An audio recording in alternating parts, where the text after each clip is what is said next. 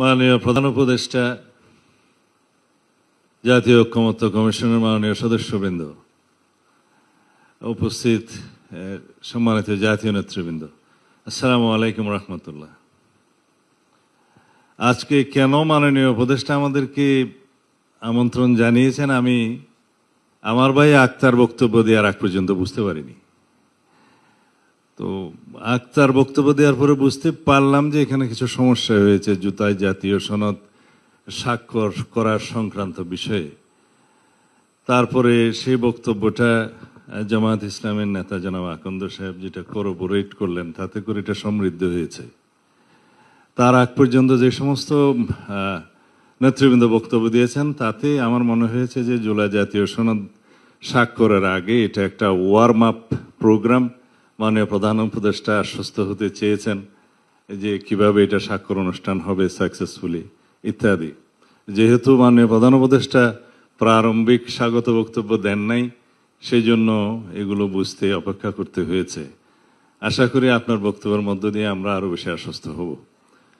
তা আমার মনে হয়েছিল মাননীয় প্রধান উপদেষ্টা আপনি জাতিসংঘ সফরের সময় জনাব আক্তার হোসেনকেও সাথে নিয়ে গেছিলেন, তারা হয়তো অনেক কিছু বিষয়ে আপনার কাছ থেকে শিক্ষা পাবেন, আশ্বস্ত হবেন এবং আমরাও শেষে আশ্বস্ত হতে পারবো।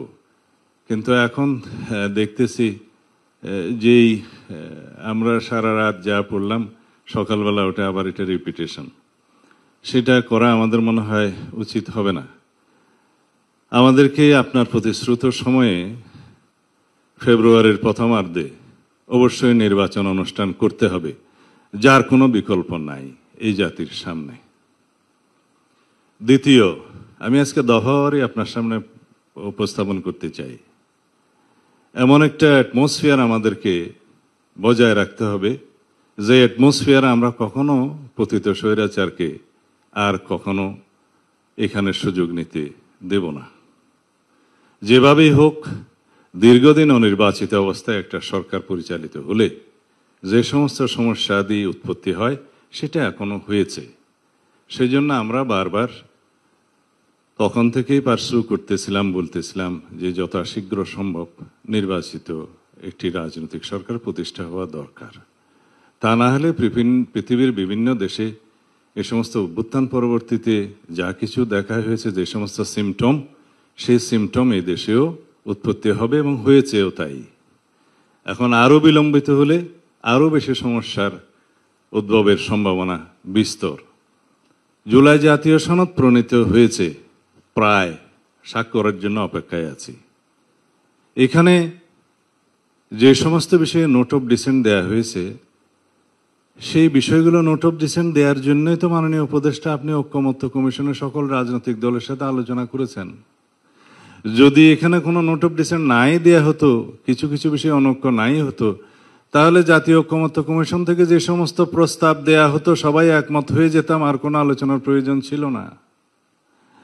সমস্ত প্রস্তাবে যদি সবাই একমত হতো, আপনাদের হতাম আমরা, তাহলে দীর্ঘ এই 12 মাস পর্যন্ত আমাদের এই চর্চার প্রয়োজন হতো না মাননীয় উপদেষ্টা। আর সমস্ত প্রস্তাবগুলো যেগুলো আমার শ্রদ্ধেয় বদিউল আলম মজুমদার সাহেব দিয়েছেন আর কি, এগুলো সব কিতাবে মানায়, বাস্তবের সাথে সেটার অনেক কিছু মিল ছিল না, যেটা আলোচনায় দেখা গিয়েছে। বাংলাদেশের রাজনৈতিক সংস্কৃতিতে এবং রাজনৈতিক ইতিহাসে যেগুলো সম্ভব, আমাদের কালচারাল স্টেটাসে যেগুলো সম্ভব, আমাদের মানবাধিকার পরিস্থিতি যেগুলো সম্ভব, ইভেন জুডিশিয়ারি জাজমেন্টও সেগুলো বিবেচনায় জুডিশিয়ারি জাজমেন্ট দেয়। কারণ এটা ব্রিটিশ নয়, এটা আমেরিকা নয়, এটা বাংলাদেশ। এখানে আমাদের ধর্মীয় কালচারকে বিবেচনায় নিতে হয়, আমাদের সামাজিক কালচারকে বিবেচনায় নিতে হয়, আমাদের দীর্ঘদিনের চর্চিত রাজনৈতিক কালচারকে বিবেচনায় নিতে হয়। সেই জন্য আমরা গ্রাজুয়ালি একটা পরিযায়ী এমন অবস্থায় এসেছি যে আমরা সবাই এখানে আছি আপনার নেতৃত্বে। কেন আছি? যে এমন একটা অ্যাটমসফিয়ার আপনি ক্রিয়েট করতে পেরেছেন, গণ অভ্যুত্থানের মধ্য দিয়ে ছাত্র জনতা রক্ত দিয়ে এটা ক্রিয়েট করতে পেরেছে যে আজকে সকল রাজনৈতিক দল একটা সৌহার্দ্যপূর্ণ পরিবেশে অম্লমধুর আলোচনা করে একটা সিদ্ধান্তে আসতে পারে। কিন্তু মাননীয় উপদেষ্টা, আমাদের কন্টিনিউয়াস সমর্থন আপনার প্রতি ছিল, আছে, কিন্তু এটা কন্ডিশনাল। আমাদের সমর্থন আরো অব্যাহত থাকবে, এটা সীমাহীন নয়। আমরা চাই আপনার নেতৃত্বে একটা ঐতিহাসিক নির্বাচন, এটাই হচ্ছে কন্ডিশন। আপনার প্রতি আমাদের সীমাহীন সমর্থন নয়, আমাদের সীমারেখা আছে। আমরা গণতান্ত্রিক উত্তরণের জন্য এই সীমারেখার মধ্যে আপনাকে সমর্থন দিচ্ছি। আপনি দয়া করে এটা অনুধাবন করার চেষ্টা করবেন। আজকে সচিবালয়ে যে সমস্ত নিয়োগ বদলি পদায়নের জন্য আপনি মন্ত্রিপরিষদ একটা ক্যাবিনেট কমিটি করে দিয়েছেন, এটার কোনো চর্চা নাই, এটার কোনো ট্রেডিশন নাই, এটা কোনো নিয়ম নয়। তারা যা করছে পদোন্নতি নিয়োগ বদলির মধ্যে, সেটা ওখানে একটা রাজত্ব সৃষ্টি হয়েছে, আপনি খোঁজ নেবেন। আমরা খুব অসন্তোষ প্রকাশ করছি। তাছাড়া অন্যান্য বিষয়ে যাতে বাংলাদেশের সকল অর্গানে ব্যালেন্স থাকে, সেটা আপনাকে চেষ্টা করতে হবে মাননীয় প্রধান উপদেষ্টা। আমরা চাই না প্রতিরক্ষা বাহিনীগুলোর মধ্যে কোনো রকমের ভারসাম্যহীনতা নষ্ট হোক। আমরা সেটা এফোর্ড করতে পারবো না এই মুহূর্তে। আমরা চাই আপনার সাথে প্রতিরক্ষা বাহিনীর সুসম্পর্ক বজায় থাকুক। রাষ্ট্রে একটা ব্যালেন্সড অবস্থা থাকতে হবে। আমরা নির্বাচনকে সামনে রেখে কোনো রকমের ঝুঁকির মধ্যে আমরা যেতে চাই না, যেতে পারবো না, সেটা আমরা এফোর্ড করতে পারবো না। পতিত স্বৈরাচার এবং তাদের দোসর একটি দেশ এই সুযোগ নেয়ার জন্য বসে থাকবে। সুতরাং আমাদেরকে একদম অতি বিপ্লবী হলেও চলবে না, আমাদেরকে বাস্তবতার নিরিখে আমাদের পদক্ষেপটা দিতে হবে। আমি যারা নোট অফ ডিসেন্টের বিষয়ে কথা বলছে তাদের উদ্দেশ্যে বলছি যে নোট অফ ডিসেন্ট যেগুলো দেওয়া হয়েছে, এগুলোর স্বাধীনতা তো আপনারাই দিয়েছেন আলাপ আলোচনার মধ্য দিয়ে। এবং এখানে আমরা একত্রিত হয়েছিলাম যে আমরা সবাই আলোচনা করব এভাবে যে আমরা মাননীয় প্রধান উপদেষ্টা প্রথম দিন থেকে যেটা বলেছে যে রাজনৈতিক দল সমূহ যে সমস্ত বিষয়ে ঐক্যমত্য পোষণ করতে পারবে সেগুলো সংকলিত হয়ে সে একটা জাতীয় সনদ হবে এবং এই জাতীয় সনদটা পরবর্তী নির্বাচিত পার্লামেন্টে বাস্তবায়িত হবে। তার আগ পর্যন্ত এই সরকারের হাতে যেগুলো করার ক্ষমতা থাকবে অর্ডিন্যান্স জারির মধ্য দিয়ে বা নির্বাহী আদেশের মধ্য দিয়ে সেগুলো বাস্তবায়িত ইতিমধ্যেই হবে এবং হচ্ছে প্রতিনিয়ত। সুতরাং একটা সংসদ অতি অবশ্যই জরুরি সেগুলো বাস্তবায়নের জন্য। এখন কেউ বলছে এই সংসদকে কনস্টিটিউয়েন্ট পাওয়ার দিতে হবে, সেই জন্য অনেক কষ্ট করে একটা পদ্ধতি বের করেছে বহুদিনের ব্রেইন স্টর্মিংয়ের মধ্য দিয়ে। সেটা কি হতে পারে? সোভারেইন অথরিটির ডিরাইভ করবে সোভারেইন অথরিটি থেকে সেই কনস্টিটিউয়েন্ট পাওয়ার, কিন্তু সেই পার্লামেন্টকে আমরা কনস্টিটিউয়েন্ট অ্যাসেম্বলি বলছি না, সাধারণ জাতীয় সংসদ নির্বাচন হচ্ছে সেটা। কিন্তু পাওয়ারটা থাকতেছে যদি আমরা একই সাথে গণভোটের মধ্য দিয়ে কনস্টিটিউয়েন্ট পাওয়ার যারা দিতে পারে আর্টিকেল 7 অনুসারে সেই জনগণের, তারা রিপাবলিকের সর্বময় ক্ষমতার মালিক, তাদের পক্ষ থেকে যখন সেটা কনসেন্ট আসবে তখন সেটা কনস্টিটিউয়েন্ট পাওয়ার হচ্ছে এবং সেই কনস্টিটিউয়েন্ট পাওয়ার অনুবলে আমরা সেগুলো করতে বাধ্য হব। যারা পার্লামেন্টে যাবে তাদের উপরে ইম্পোজ করা হচ্ছে, কেউ এদিক থেকে নড়তে পারবে না।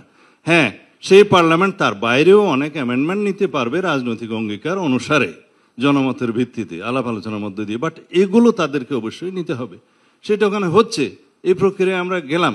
এখন একটা জাতীয় সংসদ নির্বাচনের 4 মাস বাকি, তার মধ্যে 2 মাস আগে তফসিল ঘোষণা করতে হবে, তার আগে থাকে 1.5-2 মাস। সেই সময়ের মধ্যে আরেকটা বিশাল আয়োজন জাতীয় সংসদের মধ্যে আয়োজন করা মাননীয় উপদেষ্টা বাংলাদেশের প্রেক্ষিতে সেটা কতটুকু বাস্তবায়ন এবং ফলাফলে কি? সারা সমগ্র দেশের জনগণ সংস্কারের জন্য বসে আছে, সংস্কারের পক্ষে, সমস্ত রাজনৈতিক দল সংস্কারের পক্ষে, জাতি পক্ষে। এখানে নেগেটিভ ভোট কয়টা পড়বে হাতে গোনা যাবে, সবাই পজিটিভই দেবে। বাকি রইল নোট অফ কনসেন্টের জন্য। মাননীয় প্রধান উপদেষ্টা বলাই আছে যে সমস্ত রাজনৈতিক দল নির্বাচনী ইশতেহারে নোট অফ ডিসেন্টগুলো উল্লেখ করে জনগণের ম্যান্ডেট প্রাপ্ত হবে, তারা সেইভাবে নোট অফ ডিসেন্টগুলো বাস্তবায়ন করতে পারবে। এখন আমাদের কিছু নোট অফ ডিসেন্ট আছে, অন্য একটা দলের কিছু নোট অফ ডিসেন্ট আছে। তারা যদি সংসদে ম্যান্ডেট প্রাপ্ত হয়ে যায়, সেরকম মেজরিটি পায়, তাহলে তারা সেটা বাস্তবায়ন করবে। আমরা খুব বেশি বিষয় ওখানে উল্লেখ করিনি, কয়েকটা বিষয় আছে বাস্তবতার ভিত্তিতে করেছি। আমরা 70 অনুচ্ছেদে যখন প্রথম অনুচ্ছেদ 70 অনুচ্ছেদে আমরাই রাজি হই প্রথম নোট অফ ডিসেন্ট সহকারে, যে হ্যাঁ এমপিদের স্বাধীনতা 2 ক্ষেত্রে থাকবে না, অর্থ বিল এবং আস্থা ভোট। বাকি অনেকে বলছে এটার সাথে সংবিধান সংশোধনও থাকতে পারে, এগ্রিড। আমরা বলছি তার সাথে আরেকটা থাকুক, যে দেশে যুদ্ধ পরিস্থিতির মতো কোনো পরিস্থিতি হলে সেই সময় যেন এমপিরা স্বাধীনভাবে ভোটটা দিতে না পারে, দলের পক্ষে। এটা খুব মেজর কিছু নয়। প্রধান বিচারপতি নিয়োগের ক্ষেত্রেও একই। কেউ বলেছে আপিলেট ডিভিশন থেকে নিয়োগ করতে হবে, সেটা একটা ডেভেলপমেন্ট। আগে সেই বাধ্যবাধকতা ছিল না, যে কাউকে বানানো যেত। আমরা বলেছি এটা এগ্রিড, কিন্তু 2 জনের অপশনটা প্রেসিডেন্টের হাতে থাকা এই জন্যই ভালো, যে হঠাৎ করে যদি কেউ সিনহার মতো লোক এসে যায়, সেই ক্ষেত্রে একটা অসুবিধায় পড়তে হবে জাতিকে। কারণ যে সমস্ত রিক্রুটমেন্ট হয়েছে জুডিশিয়ারিতে, আপনারা সবাই জানেন যে আরো 15 বছর লাগবে এগুলো ক্লিন আপ হইতে। তো সুতরাং একটা অপশন থাকলো, এগুলোই নোট অফ ডিসেন্ট, ছোটখাটো। আমরা বলেছি আমরা দ্বিতীয় চেম্বার চাই, আপার হাউস চাই, 100 সদস্যের চাই, কিন্তু সেই নিয়োগ প্রক্রিয়া বা মনোনয়ন প্রক্রিয়া বা নির্বাচন প্রক্রিয়া নিয়ে একটু নোট অফ ডিসেন্ট আছে, 2 রকম প্রক্রিয়া আছে। এগুলোই সামান্য নোট অফ ডিসেন্ট। এখন যদি প্রতিটা প্রশ্ন গণভোটে আসে, সেই গণভোট একটা অসংখ্য প্রশ্নাবলীর একটা সংকলিত বই হয়ে যাবে, আর ব্যালট থাকবে না। সেই জন্য আমরা বলছি যে জাতীয় সনদটা যেভাবে প্রণীত হয়েছে আমরা সবাই সেভাবে স্বাক্ষর করি, করার পরে সেটা পাবলিশ হবে, ওয়েবসাইটে যাবে, সরকার পাবলিশ করবে, ইলেকশন কমিশন পাবলিশ করবে, সমস্ত নির্বাচিত সমস্ত রাজনৈতিক দলগুলো তাদের ইশতেহারে দিবে, জনগণ অবহিত হবে।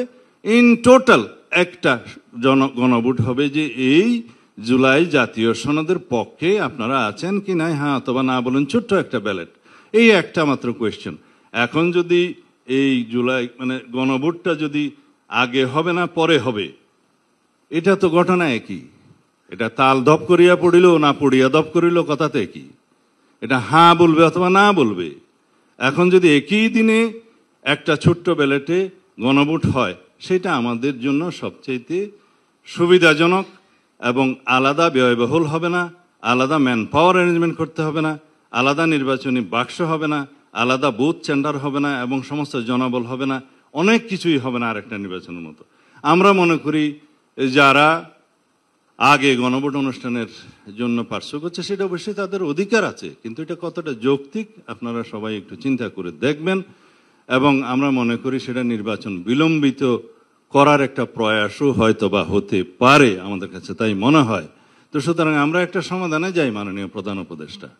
আমরা আরো অনেক কিছু বিষয় এখানে বলতে পারতাম, কিন্তু আমি লিমিটেড থাকতে চাই। আজকে জুলাই জাতীয় সনদ স্বাক্ষরের অনুষ্ঠানকে কেন্দ্র করে আর অনেক বিষয়ে বলতে চাইলেও আজকে বলবো না, কিন্তু সার্বিক বিবেচনায় আমরা মনে করি আমরা আজকে ঐক্যবদ্ধ হয়েছি, সবাইকে নিয়ে আমরা একসাথে বসছি।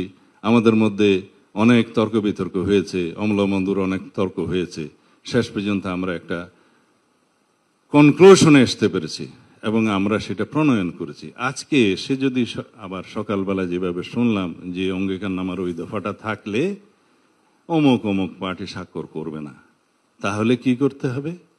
এটা দফাওয়ারি জায়গায় সব লিখতে হবে যে কি কি আছে নোট অফ ডিসেন্ট। ঠিক আছে, লিখুন।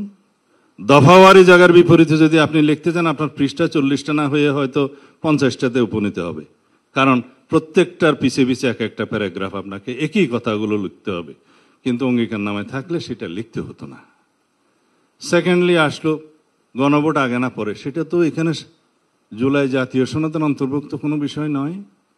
জুলাই জাতীয় সনদ হচ্ছে একটা সনদ, সেটা স্বাক্ষরিত হবে। বাস্তবায়নের জন্য সুপারিশ যেটা করবেন সেটা জাতীয় ঐকমত্য পরিষদ কমিশন সরকারের কাছে রিকমেন্ডেশনস দিবে যে এই প্রক্রিয়ার মধ্য দিয়ে এটা বাস্তবায়ন করা যায়। It is not part of the charter. July জাতীয় সনদের অংশ সেটা নয়। এটা নিয়ে আলাদাভাবে আপনারা কথা বলতে পারেন। তো বাকি রইল এখন আমরা কিভাবে জাতির সামনে এই জিনিসটা উপস্থাপন করতে পারি, সেটার বিষয়ে আপনারা যদি আমাদের এই সমস্ত আলাপ আলোচনার প্রেক্ষিতে সন্তুষ্ট না হন, মাননীয় প্রধান উপদেষ্টা আপনি আজকে বলতে পারেন যে আপনার সিদ্ধান্ত কি। আমরা সবসময় আপনার সিদ্ধান্তের প্রতি সবসময় শ্রদ্ধাশীল। আশা করি আপনি জাতির ঐক্যের প্রতীক হিসাবে এবং বিশ্বের একজন বরেণ্য ব্যক্তিত্ব হিসাবে আপনি আপনার সিদ্ধান্তটা প্রকাশ করবেন। আমরা 17 তারিখে 4টার সময় জুলাই জাতীয় সনদে স্বাক্ষর করার জন্য প্রস্তুত আছি এবং আশা করি যেভাবে আমরা একত্রিত হয়েছি, একমত হয়েছি, চার্টারে আমরা with note of dissent clearly আমরা আটার করি, সেভাবে আমরা সেটা দস্তখত করি, তাহলে পরে আমরা বিশ্বের কাছে একটা নজির স্থাপন করতে পারবো। আপনাদের সবাইকে ধন্যবাদ। আমার বক্তৃতা মনে হয় একটু লম্বা হয়ে গেছে, ক্ষমা করবেন।